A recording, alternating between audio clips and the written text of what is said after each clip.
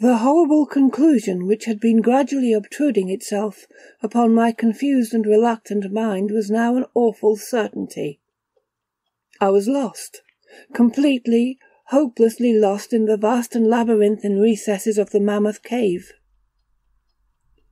Turn as I might, in no direction could my straining vision seize on any object capable of serving as a guidepost to set me on the outward path.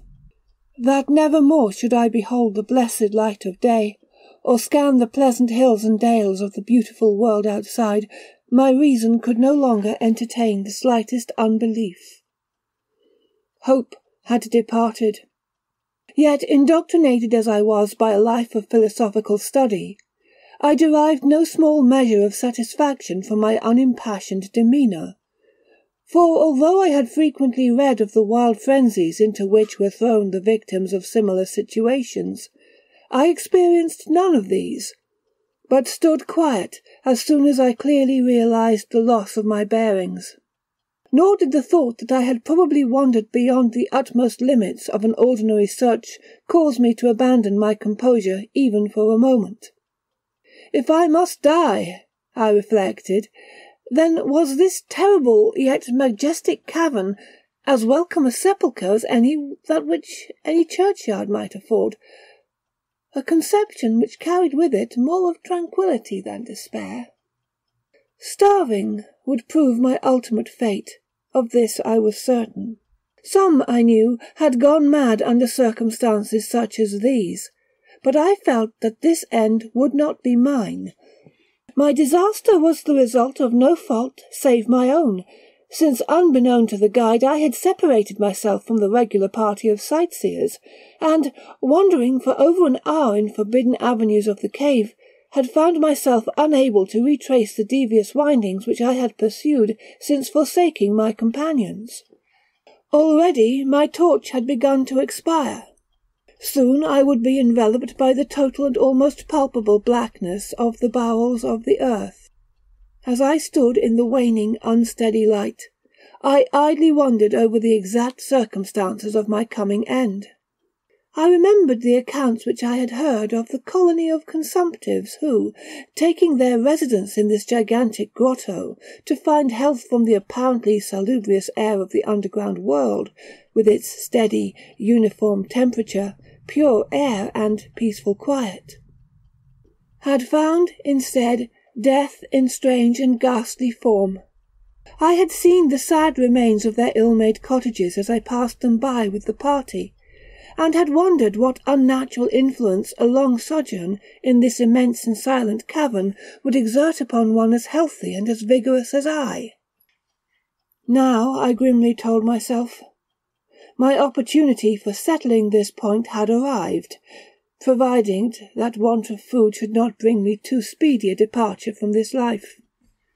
As the last fitful rays of my torch faded into obscurity, I resolved to leave no stone unturned, no possible means of escape neglected. So summoning all the powers possessed by my lungs, I set up a series of loud shoutings, in the vain hope of attracting the attention of the guide by my clamour. Yet, as I called, I believed in my heart that my cries were to no purpose, and that my voice, magnified and reflected by the numberless ramparts of the black maze about me, fell upon no ears save my own. All at once, however, my attention was fixed with a start, as I fancied that I heard the sound of soft approaching steps on the rocky floor of the cavern. Was my deliverance about to be accomplished so soon? Had, then, all my horrible apprehensions been for naught, and was the guide, having marked my unwarranted absence from the party, following my course and seeking me out in this limestone labyrinth? Whilst these joyful queries arose in my brain, I was on the point of renewing my cries in order that my discovery might come the sooner, when in an instant my delight was turned to horror as I listened, for my ever-acute ear, now sharpened in even greater degree by the complete silence of the cave, bore to my benumbed understanding the unexpected and dreadful knowledge that these footfalls were not like those of any mortal man. In the unearthly stillness of the subterranean region, the tread of the booted guide would have sounded like a series of sharp and incisive blows. These impacts were soft and stealthy, as of the padded paws of some feline. Besides, at times, when I listened carefully, I seemed to trace the falls of 4 instead of 2 feet. I was now convinced that I had by my cries aroused and attracted some wild beast, perhaps a mountain lion which had accidentally strayed within the cave. Perhaps, I considered, the Almighty had chosen for me a swifter and more merciful death than that of hunger. Yet the instinct of self-preservation, never wholly dormant, was stirred in my breast, and though escape from the oncoming peril might but spare me for a sterner and more lingering end, I determined nevertheless to part with my life at as high a price as I could command. Strange as it may seem, my mind conceived of no intent on the part of the visitor, save that of hostility. Accordingly I became very quiet, in the hope that the unknown beast would, in the absence of a guiding sound, lose its direction as had I, and thus pass me by. But this hope was not destined for realization, for the strange footfalls steadily advanced, the animal evidently having obtained my scent, which, in an atmosphere so absolutely free from all distracting influences as is that of the cave, could doubtless be followed at great distance. Seeing, therefore, that I must be armed for defence against an uncanny and unseen attack in the dark, I grouped about me the largest of the fragments of rock which were strewn upon all parts of the floor of the cavern in the vicinity, and, grasping one in each hand for immediate use, awaited with resignation the inevitable result. Meanwhile, the hideous pattering of the paws drew near. Certainly the conduct of the creature was exceedingly strange. Most of the time the tread seemed to be that of a quadruped, walking with a singular lack of unison betwixt hind and forefeet. Yet at brief and infrequent intervals I fancied that but 2 feet were engaged in the process of locomotion. I wondered what species of animal was to confront me. It must, I thought, be some unfortunate beast who had paid for its curiosity to investigate one of the entrances of the fearful grotto, with a lifelong confinement in its interminable recesses. It doubtless obtained as food the eyeless fish, bats, and rats of the cave, as well as some of the ordinary fish that are wafted in at every freshet of the Green River, which communicates in some occult manner with the waters of the cave. I occupied my terrible vigil with grotesque conjectures of what alterations cave life might have wrought in the physical structure of the beast, remembering the awful appearances ascribed by local tradition to the consumptives who had died after long residence in the cavern. Then I remembered with a start, even should I succeed in killing my antagonist, I should never behold its form, as my torch had long since been extinct, and I was entirely unprovided with matches. The tension on my brain now became frightful. My disordered fancy conjured up hideous and fearsome shapes from the sinister darkness that surrounded me, and that actually seemed to press upon my body. Nearer, nearer the dreadful footfalls approached. It seemed that I must give vent to a piercing scream, yet had I been sufficiently irresolute to attempt such a thing, my voice could scarce have responded. I was petrified, rooted to the spot. I doubted if my right arm would allow me to hurl its missile at the oncoming thing when the crucial moment should arrive. Now the steady pat-pat of the steps was close at hand. Now very close. I could hear the laboured breathing of the animal, and terror-struck as I was, I realized that it must have come from a considerable distance and was correspondingly fatigued. Suddenly the spell broke. My right hand, guided by my ever-trustworthy sense of hearing, threw with full force the sharp-angled bit of limestone which it contained, toward that point in the darkness from which emanated the breathing and pattering. And wonderful to relate, it nearly reached its goal, for I heard the thing jump, landing at a distance away, where it seemed to pause. Having readjusted my aim, I discharged my second missile, this time most effectively, for with a flood of joy I listened as the creature fell in what sounded like a complete collapse, and evidently remained prone and unmoving.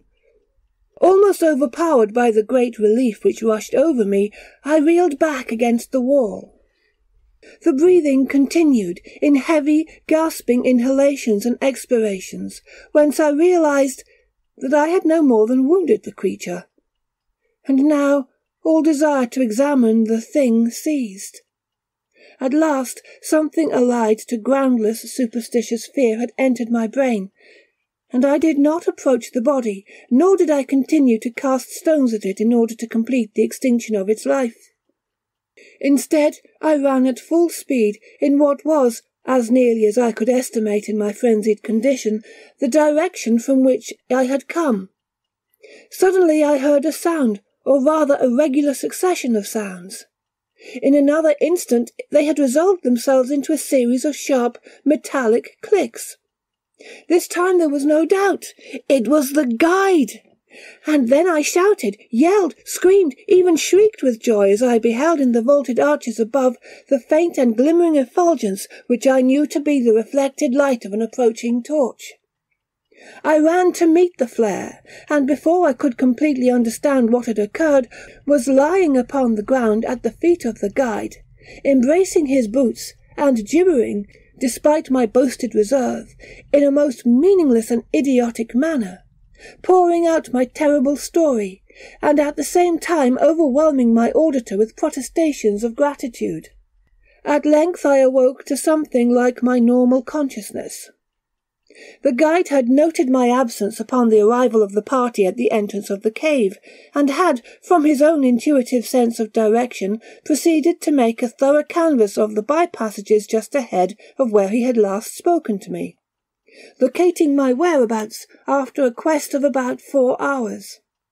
By the time he had related this to me, I, emboldened by his torch and his company, began to reflect upon the strange beast which I had wounded but a short distance back in the darkness, and suggested that we ascertain, by the rushlight's aid, what manner of creature was my victim.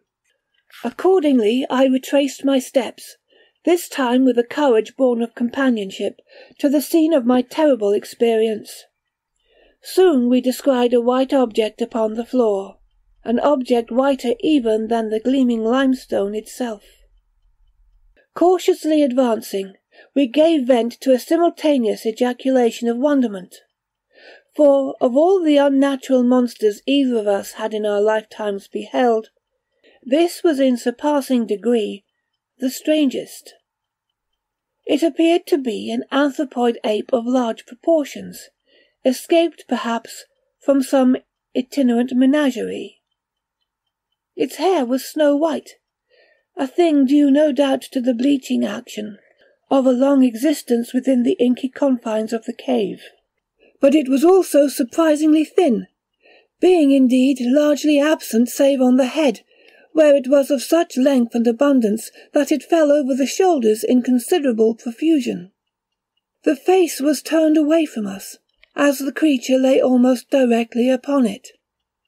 The inclination of the limbs was very singular, explaining, however, the alternation in their use which I had before noted, whereby the beast used sometimes all 4, and on other occasions but 2 for its progress. From the tips of the fingers or toes, long nail-like claws extended.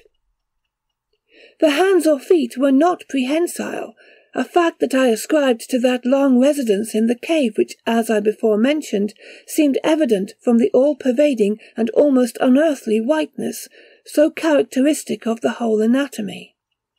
No tail seemed to be present. The respiration had now grown very feeble, and the guide had drawn his pistol with the evident intent of dispatching the creature, when a sudden sound emitted by the latter caused the weapon to fall unused.